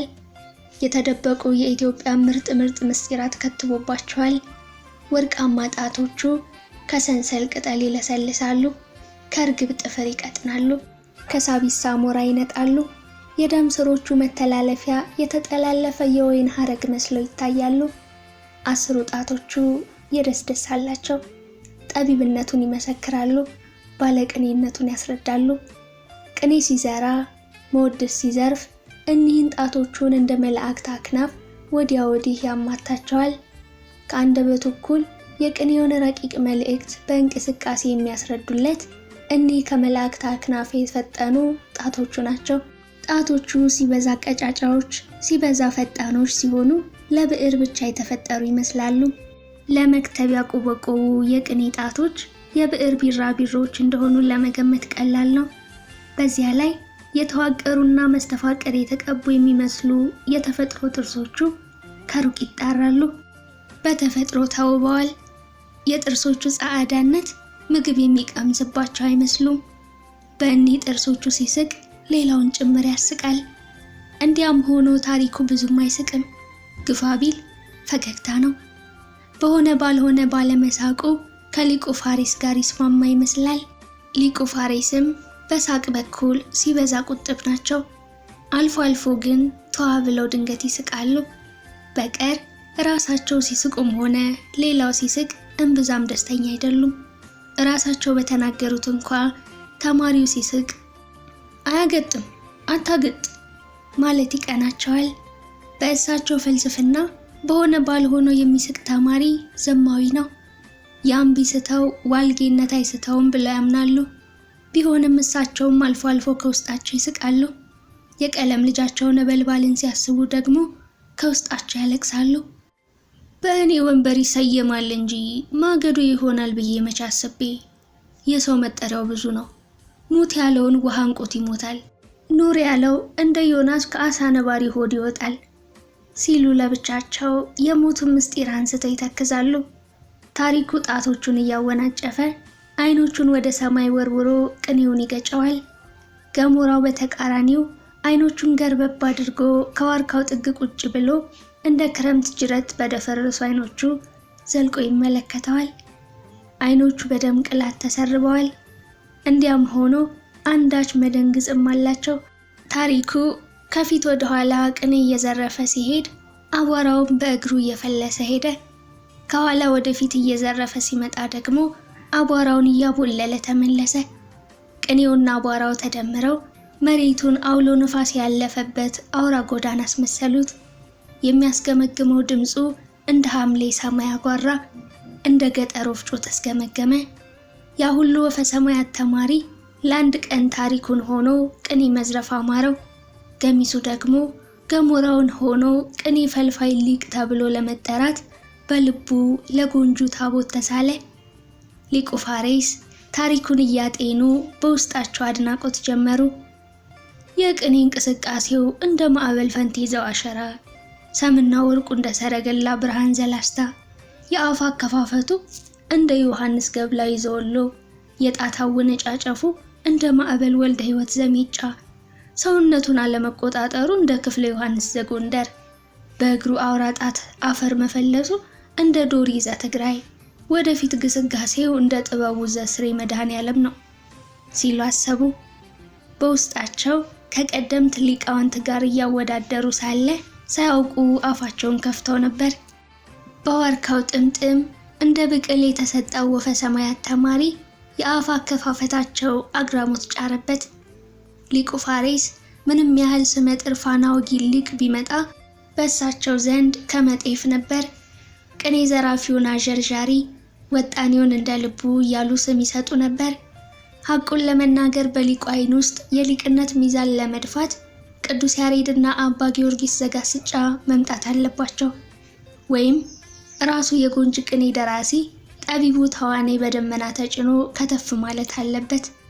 ተዋናይ ተዋነኝ ብሎ መጥቶ ሊቅነታቸውን ካልተፈታተነው በቀር በሊቅነት የሚደርስብኝ ሊቅ በዚህ ዘመን ይኖራል ብለው አይገምቱም። ሰርጅተው ቢጥሉ እንጂ አይወድቁም። ቅኔ ማስተማር ከጀመሩበት ዘመን ጀምሮ ከአራት አቅጣጫ ስመጥር ሊቃውንት እየመጡ ቅኔ ዘረፋ ገጥሟቸው ያውቃሉ። ያሸነፉት እንጂ ያሸነፋቸው ሊቅ አልተገኘም። ጥቂት አንገዳግዷቸው የነበር ደቀ መዝሙራቸው ነበልባል ነበር። እርሱንም ቢሆን ወደ መጨረሻው ግድም አፉን አስይዘው በቅኔ ዘርረውታል። ታሪኩ ያችን ቅኔ እንደ ገብስ ገለባ ሲወቃ ሊቁ ከተመስጦ ተመልሰው በልንጃያ ትርጉሙን አሰማን አሉ። ድምፁን ቀንሶ አንገቱን ወደ መሬት ቀብሮ መተርጎም ጀመረ።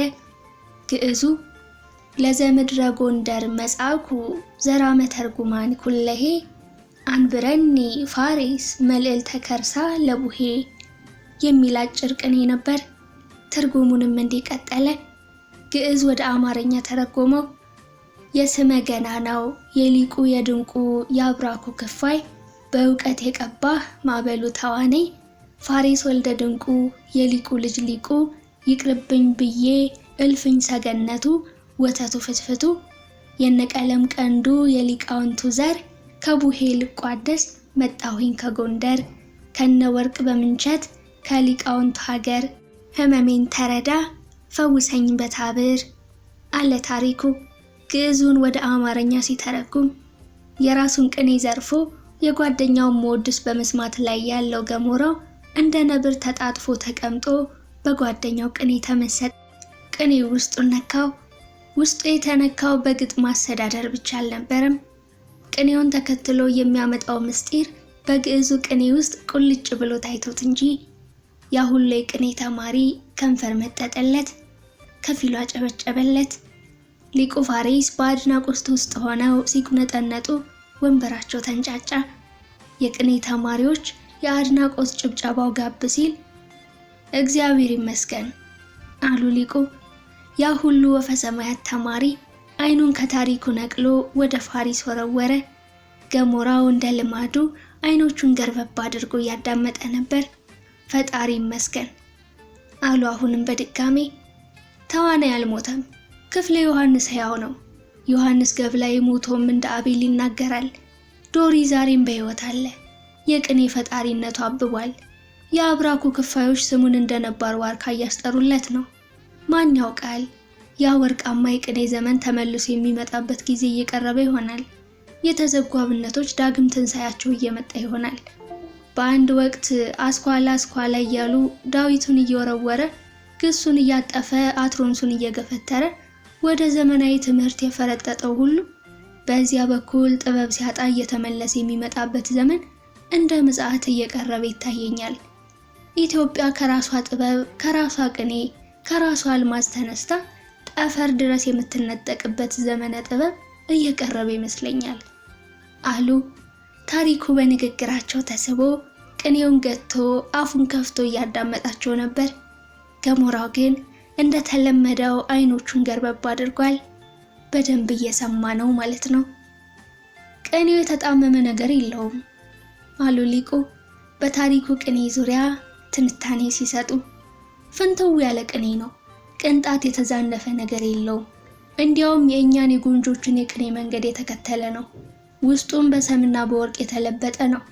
ነገር ግን የበለጠ እንዲፍታታ እያንዳንዱን ተንትነው የቅኔው ትንታኔ በባለቅኔ አንደበት ሲቀርብ ይበልጥ ይደምቃል።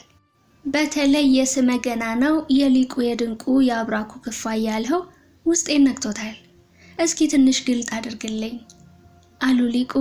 የቀለም አባታቸው ስም ሲነሳ ውስጣቸው ተነክቶ ውዳሴ ከንቱ እንዳይሆንባቸው በከፊል ስሜታቸውን እየተቆጣጠሩ።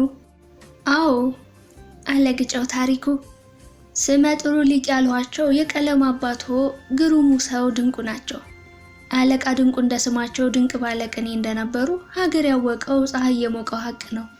ከቅኔ ጎን ለጎን ለሀገርም በቂ ስራ ሰርተዋል።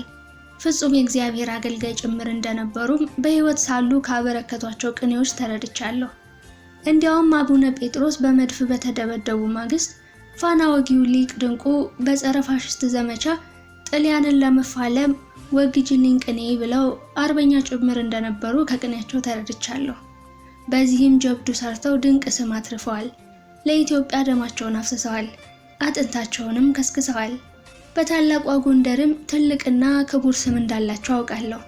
በተለይ ሊቅ አጽቁ የድንቁን ነገር ሳያነሱ ውለው አድረው አያውቁም አለ ታሪኩ ትረካውን እያግተለተለ። በመሃል ለመሆኑ ሊቅ አጽቁ ደህና ናቸው አሉ ሊቁ ፋሬስ። ደህና ናቸው። በፊት ሰው ያያቸው ነበር። ዛሬ ግን በጎንደር ከተማ እምብዛም አይታዩም። ለኔ ግን ኖላዊ በሕይወት ሳሉ የኔታ ድንቁ የልብ ጓደኛ እንደነበሩና ከሰማዕቱ አቡነ ጴጥሮስ ሞት በኋላ ጠላትን ለመፋለም ዘገር ነጥቀው በአጭር ታጥቀው ዘምተው እንደነበረ የነገሩኝ ሊቅ አጽቁ ናቸው። የበላይ ዘለቀ ተከታይ ነበሩም አሉ።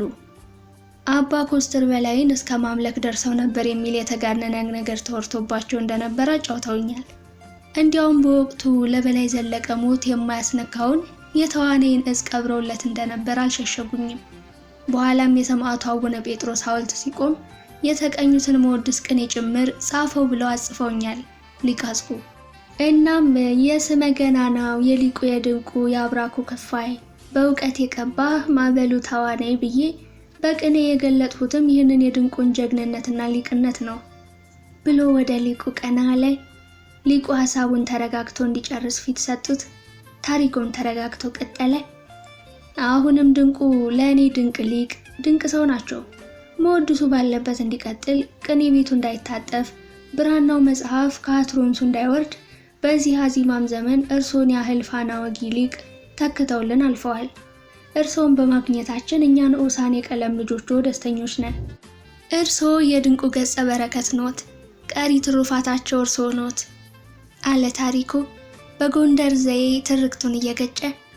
ያ ሁሉ ወፈ ሰማያት ተማሪ ሙገሳውን በአዎንታ ተቀበለው። ሊቁ የአባታቸውን ታሪክ ሲሰሙ በካቦርታቸው አይናቸውን ከልለው ስቅስቅ ብለው ጥቂት አለቀሱ። ይህንን አይነት ለቅሶ መጀመሪያ ጣሊያን ጀግኖችን በመርዝ እንደፈጀ የተጻፈውን ታሪክ ያነበቡ ቀን የመጽሐፉ ቀለም በእንባ እስኪደመሰስ ድረስ አልቅሰውታል። ኋላም ነበልባል በእሳተ ገሞራ ሲንበለበል ደግመውታል። ዛሬ ደግሞ በታሪኩ ቅኔ አባታቸው ድንቁ ወልደ ተዋኔ ሲነሱ ሰለሱት። ሊቁ ጥቂት አልቅሰው ሲያበቁ ወደ ሌላው የቅኔ ክፍል ተሻግረው የነቀለም ድንቁ የሊቃውንቱ ዘር ከቡሄ ሊቋደስ መጣሁኝ ከጎንደር ከነ ወርቅ በምንቸት ከሊቃውንቱ ሀገር ያልከው ደግሞ ምን ለማለት ፈልገህ ነው አሉ እንባቸውን ቢቢላቸው ስሜታቸውን ለመገደብ እየጣሩ። በግዕዙ ዘርአ መተርጉማን ሲል የገለጥሁትን ነው በአማርኛ የሊቃውንቱ ዘር ብዬ ወደ አማርኛ ያመጣሁት አለ ታሪኩ በጥያቄያቸው ግራ እንደመጋባት ብሎ። አዎ ገብቶኛል፣ በደንብ ነው የገባኝ ብለው ትንሽ ከቅኔው ዙፋን ላይ እንደ መሸራሸት አሉ። እኔም የፈለግሁት መተርጉማን ባለው ግዕዝ ውስጥ ያሉት የቀለም ቀንዶች በስም እንዲገለጡ ነው አሉ ሊቁ ፋሪስ ድንቁ። እኔም ያልሁት እሱን ነው፣ ታዲያ ምን ቀረ አለ ታሪኩ ግራ እንደመጋባት ብሎ። ይኸውና አሉ ሊቁ በአጭሯ ከዘራቸው መሬቱን እየጫሩ። ይኸውና መተርጉማን ሲል የግዕዙ ቋንቋ በውስጡ ብዛትንና ተርጓሚነትን ይጠቁማል። መስተአምር ስማቸውን ግን አያሳይም። የግዕዝ ቋንቋ ምሉዕነት የሚገለጠው እንዲህ ባሉ ቃላት ነው። አሁን አንተ መተርጉማን ባልኸው ውስጥ በልቦናህ የሚወጡ የሚወርዱ በህሊናህ የሚመላለሱ እልፍ ተርጓሚዎች አእላፍ ሊቃውንቶች እንዳሉ ሆድህ ያውቃል አሉ ሊቁ መረር ብለው እያስረዱ። አዎ የኔታ እውነት ነው አለ ታሪኩም እንደ እርሳቸው ነቃ ብሎ። ቅኔውን ስሰማ በእኔ ውስጥም ቅኔውን ተከትለው እልፍ ተርጓሚዎች በቅጽበት ተመላልሰዋል፣ ለምሳሌ መጥቀስ እችላለሁ ብለው ከዙፋኑ ላይ እንዳሉ ተንጎማለሉ። ያሉት አልገባኝም አለ ታሪኩ። ቀላል እኮ ነው ብለው ማብራራት ጀመሩ። ቅኔው ከአንደበትህ ሲወጣ ወደ ውስጤ ፈጥነው የመጡ ተርጓሚዎች ብዙ ቢሆኑ አንድ ሁለቱን እንሆ አሉ ሊቁ።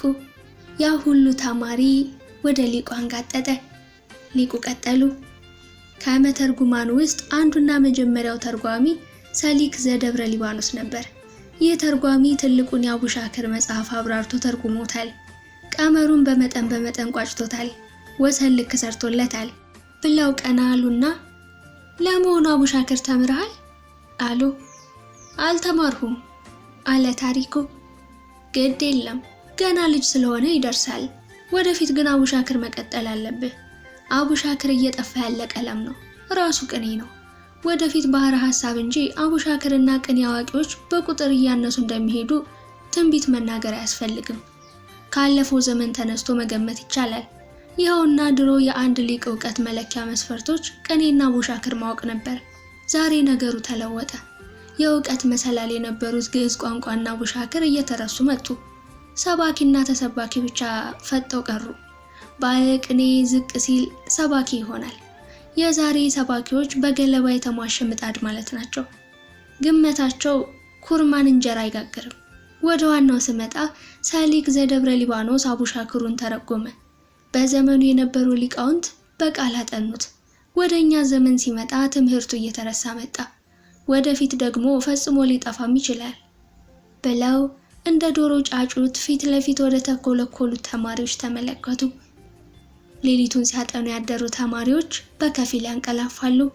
ቀሪዎች በንቃት እየተከታተሏቸው ነበር። ሊቁ በአጠገባቸው ያንቀላፉትን ቀስቅሱ ብለው ወደ ሁለተኛው ተርጓሚ ያለፉ። ሁለተኛው ተርጓሚ ደግሞ አስራተ ጽዮን ይባላል። በሸዋ ዘመነ መንግስት የነበረ ታዋቂ መተርጉም ነው።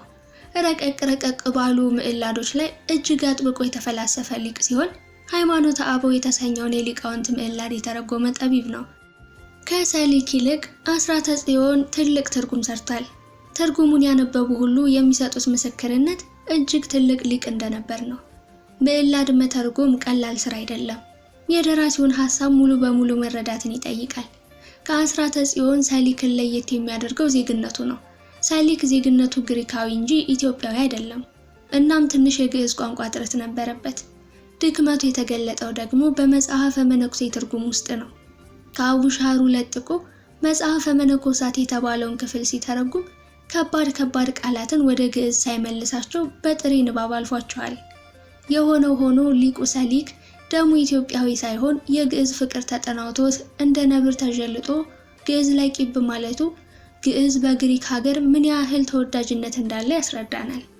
በሀገራችን እንደ ተራ ነገር የታለፈው የግዕዝ ቋንቋ በባዕዳን ሊቃውንት ዘንድ ክቡር ዕንቁ እንደሆነ የሰሊክ መፍቀሬ ግዕዝነት ያሳብቃል። የቅርብ ጠበል የልጥ መንከሪያ ይሆናል የሚባለው ብሂል በግሪክና በኢትዮጵያ መሃል ትልቅ የልዩነት መሰላል ሰርቷል አሉ ሊቁ። እንዴት አለ ገሞራው አይኖቹን ጨፍኖ ሲያዳምጥ ቆይቶ።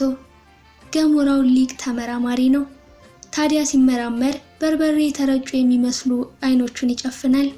ሲራመድ እንደ ቀትር እባብ አንገቱን ወደ ቀስተ ደመናው ያሰጋል። አራምዶ እንጂ ከእግሩ ስር የሚያይ አይመስልም። ዛሬ ግን አንገቱን እንደ ኤሊ አንገት ወደ ውስጥ ሸብሽቦ በትከሻው ከቶ ከሊቁ ቅኔ ቤት እንደ ክረምት ውሻ ተጠቅልሎ ወገቡ ታጥፎ በሊቁ ምስጢር መደመሙን ቀጥሏል። ስለ ሰሊክ ሲተርኩ እየሰማ ተመስጦ ውስጥ ወድቋል። ታሪኩ በበኩሉ እንደ ልማዱ እኒያን መስተፋቅር ጥርሶቹን እያብለጨለጨ ማዳመጥ ጀመረ። በእኒህ ጥርሶቹ ወደ ውስጥ ሲስቅ ያምርበታል። በቅኔው ላይ ቀይ ዳማነቱ ተደምሮ ቀልብ ይስባል፣ ልብ ይሰልባል። ጥርሶቹን ሲገልጣቸው ተመልካችን ያደነዝዛል።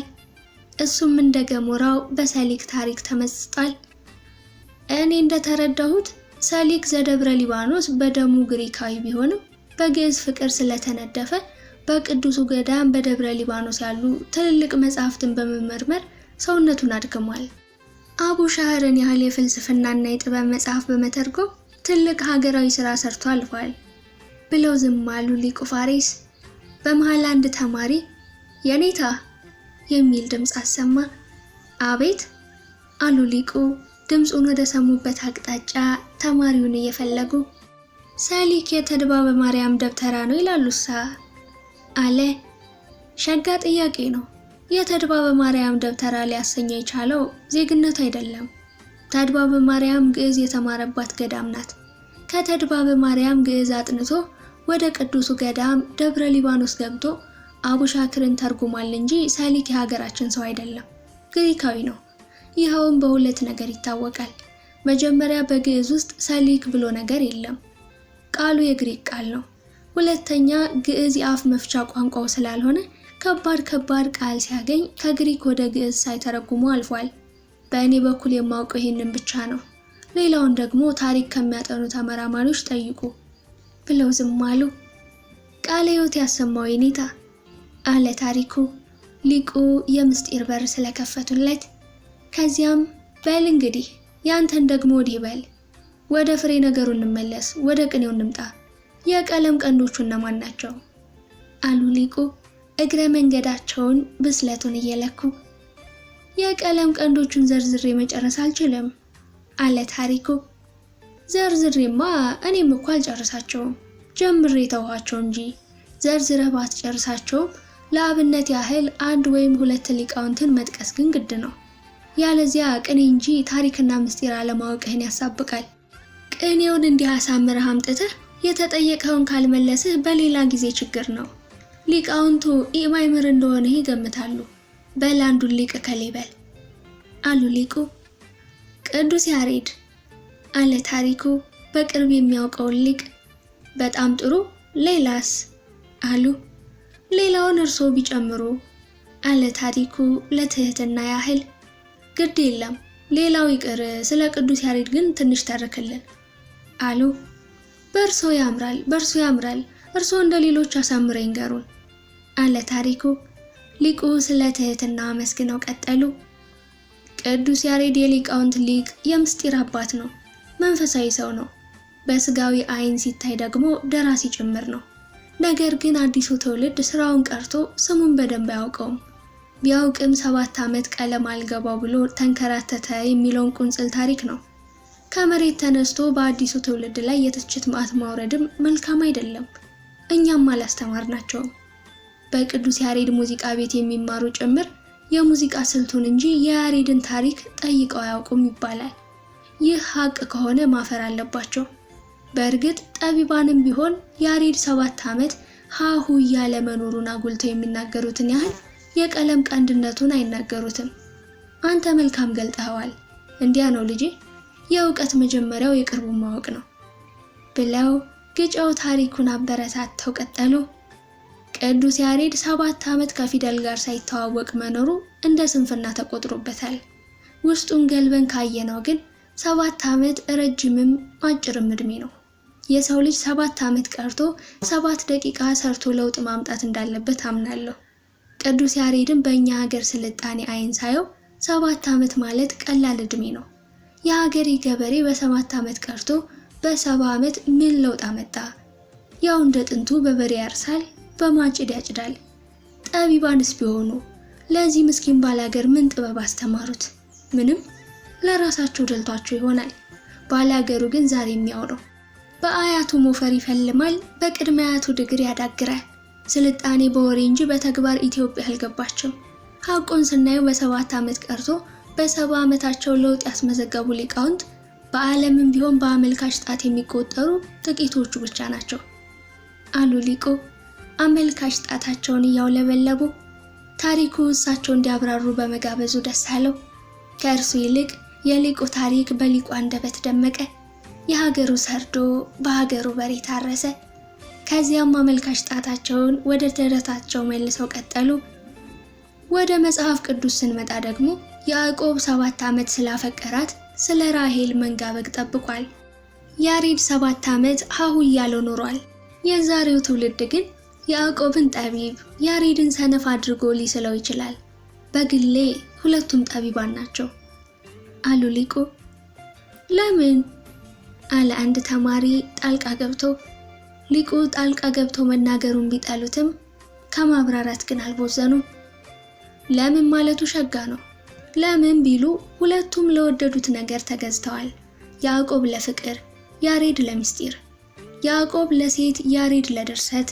ሴትና ድርሰት የትካዜና የፍስሐ ምንጮች እንደሆኑም አውቃለሁ። ሁለቱም የተንበረከኩት ለወደዱት ነገር ነው።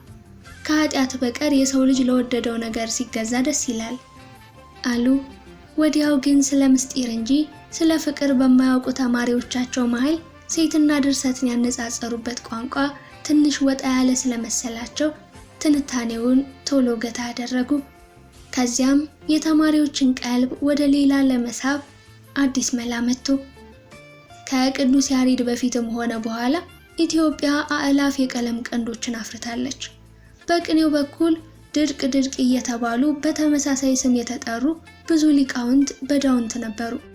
እኒህ ሁሉ የቅኔ ዛሮች እንደነበሩ ዝክረ ታሪክ ይናገራል። በእርግጥ ዝክረ ታሪክ የሳታቸውም አሉ ሊቁ ፋሬስ። ታሪኩ ቀሪውን ምስጢር ለመስማት አቆበቆበ። ሊቁ ቀጠሉ። ታሪካቸው ሳይከተብ ገድላቸው ሳይጻፍ ካለፉ ሊቃውንት መሃል ደግሞ ተዋናይና ዮሐንስ ገብላዊ በቀዳሚነት ይጠቀሳሉ። ሁለቱ ሊቃውንት የሕይወት ፍልስፍናን በቅኔ ቀምረው በዜማ ለክተው አሳይተውናል አሉ ሊቁ ወደ ታሪኩ ቀና ብለው በከዘራቸው መሬቱን እየቆረቆሩ። ቀና ሲሉ ግጫው ታሪኩ ሊናገር ግንባሩን ሲቋጥርና ሲፈታ ያዙትና ንግግራቸውን ገተው እድሉን ሰጡት። አማንኬ አማን ውእቱ ብሎ ጀመረ። እውነት እንጂ እሱማ እውነት ነው ማለቱ ነበር። አዎ የኔታ፣ ብዙ የዘመናት ጋሪዎችን አቋርጠን ቁልቁል ስንንደረደር ደግሞ ሊቁ የቀለም አባቶ አለቃ ድንቁ በራሱ ታሪክ ከዘነጋቸው መሃል ይጠቀሳሉ። ሊቁ የቅርብ ዘመን ሊቅ ይሆኑ እንጂ አስተሳሰባቸው ቀድሟል። በታሪክ ድርሳን ግን አልተቀመጡም፣ ተዘለዋል። በእርግጥ የሀገራችን ታሪክ መሪ ነገስታትን እንጂ ሊቃውንትን አያካትትም። ለሊቃውንቱ ታሪክ ግን ግማሽ አምድ እንኳን አልተሰጠውም። ሊቃውንትን በመዝገበ ታሪክ በመክተብ በኩል እንደኛ ሀገር ኋላ ቀሪያ ሀገር ያለ አይመስለኝም። የንጉሱ አጋፋሪ በታሪክ ሲካተት ዶሪ የቅኔ ፈጣሪ በድርሳን ውስጥ የለም። ይህ ትልቅ ድክመታችን ነው። ሲወርድ ሲወራረድ የመጣውን ታሪክ ብንፈትሽ ለነገስታቱ ፈረሶችና ውሾች ድርሳን ተከትቦላቸዋል። በሊቃውንቱ አንደበት ሳይቀር ቅኔ ተዘርፎላቸዋል። በዓል ተከብሮላቸዋል። ቃሉ የልጆቹን ለውሾች መስጠት አይገባም ነበር ያለው። በእኛ ሀገር ግን የውሾችን ለልጆች መስጠት የተከለከለ ነው የሚል ተቃራኒ ትርጉም ያለው ይመስላል። ዛሬም ድረስ የዚህ አባዜ አልፎ አልፎ ብቅ ይላልና ድሮም ብቻ መውቀሱ ተገቢ አይደለም። ዘንድሮንም መሸንቆጥ አለብን። ዘንድሮም ቢሆን ሊቃውንቱ ከሜዳ ሲውሉ እንደ ስም አይጠሩ ቤተ መቅደሱን መልተውታል አለ ግጫው ታሪኩ። ቅኔ ውስጥ አጭቆ ያመጣውን የልቡን ሐሳብ በአንደበቱ ሲገልጥ ሊቁ በብስለቱ ተደንቀው አይናቸውን ከታሪኩ ነቅለው ወደ አራቱ አቅጣጫ ሲያንከራትቱ ቆይተው በቃ ወደ ቅኔው እንመለስ፣ ሌላው ነገር ነገ ከነገ ወዲያ ይደርሳል፣ በል ቅኔውን መልሰው አሉ በተለመደው ብሂል ጆሮአቸውን ወደ ታሪኩ ቀስረው። ታሪኩ ያችን ቅኔ በድጋሚ ያነበባት። ሸጋ ቅኔ ነው፣ የሰምና ወርቁ አስተዳደር ይበል ነው አሉ ፋሪስ። ታሪኩ ሊቁ ቅኔውን ሲያደንቁለት ውስጡ ተደሰተ። ሊቁ ከአንክሮ በኋላ ቡሄ ደግሞ ምንድነው? ግዕዝ ቋንቋ ወይስ አማርኛ? አሉ። ያልገባቸውን ለመምሰል ተንደረደሩ። እኔ ግዕዝ ነው ብያለሁ አለ ግጫው ታሪኩ። ብሎ ግዕዝ አይደለም፣ ግዕዝ ቀመስ አማርኛ ነው አሉ ሊቁ። ታሪኩ ተስማማ። ቀጥሎም ቡሄን በቅኔው ያስገባኸው ምን ያስረዳልኛል ብለህ ነው ወይስ ቤት መድፊያ ስታጣ ጊዜ ነው አሉ። ታሪኩ ለመናገር ፈርቶ ትንሽ ተቅለሰለሰ። በል እንጂ ሌሎችን ጊዜ አተያዝ። ቡሄን በቅኔ ያመጣኸው በሰምና ወርቅ መንገድ ነው ወይስ በሌላ ምስጢር አሉ ድጋሜ። ያመጣሁትስ በህብር ነበር አለ ታሪኩ። ህብሩ ምኑ ላይ ነው አሉ ሊቁ። በእኔ አመጣጥ ቡሄን ህብር ነው ብያለሁ። ህብር ሊሆን የቻለውም ለጊዜው በቅኔ ውስጥ ቡሄ የሚባል ዜማ ልክ ያለ ሲሆን ውስጠ ወይራው ግን ያው ታሪኩ ትንሽ ተንተባተበ። አይዞ እንጂ ተናገረው፣ አይነ ጥላህን ወዲያ ብለህ ተናገር፣ ትንሽ አይነ ጥላ ቢጤ ሳይኖርብህ አይቀርም አሉ ሊቁ አንገቱን ወደ መሬት ደፍቶ ሲቅለሰለስ ተመልክተው። አሬ ምን አይነ ጥላ የለብኝም አለ ታሪኩ። ታዲያ አምጣዋ፣ ለምን መልሰህ ትወስደዋለህ አሉ ሊቁ። ቡሄ ከሳቴ ምስጢር ድንጋይ ነው ይባላል፣ ሐቁን አልደረስኩበትም አለ ታሪኩ ሲፈራ ሲቸር። ሊቁ ልባቸው ስንጥቅ አለ። ከዚያም እሺ አሉ በምን ተፍረታቸው። ቡሄ ከሳቴ ምስጢር ድንጋይ ነው የሚባለው። የሚገኘውም በዚህ እርስዎ ቅኔ ቤት ዘርግተው በሚያስተምሩበት ግድም ለመጨረስ ዳዳው። አሁን ቅኔ ቤቱ ካለበት ደብረ ጥበብ ጎንጅ ነው። የአባቶች የጥበብ ድንጋይ እንደሆነ ወደዚህ ሀገር ሳልመጣ ሲወራ ሰምቻለሁ።